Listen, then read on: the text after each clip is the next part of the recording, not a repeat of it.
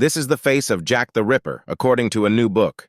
Aaron Kosminski, a barber originally from Poland who emigrated to the UK in the 1880s, was a suspect at the time of the murders in East London 128 years ago.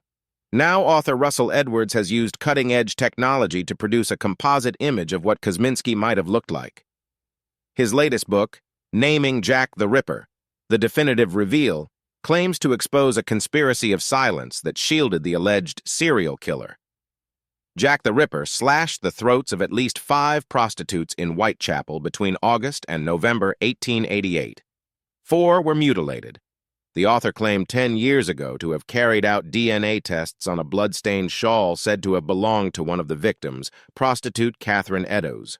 Edwards, who said he bought it at auction in Suffolk in 2007, got expert Dr. Jari Louhelainen to compare it to DNA from a descendant of Ms. Eddowes to confirm it was indeed authentic.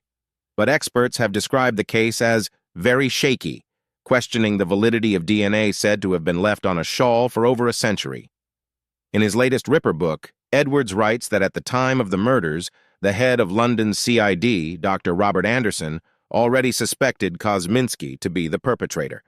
Police reports, published in 1894 as the so-called MacNaughton Memorandum, revealed detectives believed Kosminski to have a great hatred of women, especially of the prostitute class, and had strong homicidal tendencies.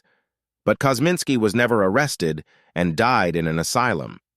Edwards claims that there has always been a nod or reference to a cover-up by the Masons to protect him. He said his discovery of photographs of Kosminski's brother dressed as a member of the Israel Lodge of Freemasons explains why he was locked away in an asylum rather than arrested and publicly prosecuted. Edwards used photographs of Kosminski's family and groundbreaking facial remodeling technology to create a definitive composite of Jack the Ripper. 2 years ago, Edwards claimed to have found signs of the remains of Keith Bennett, who was murdered by Ian Brady and Myra Hindley. Hopes had been raised that Keith's skull had been found on Saddleworth Moor, but they were dashed by Greater Manchester Police, who said there was no sign of the 12-year-old's remains.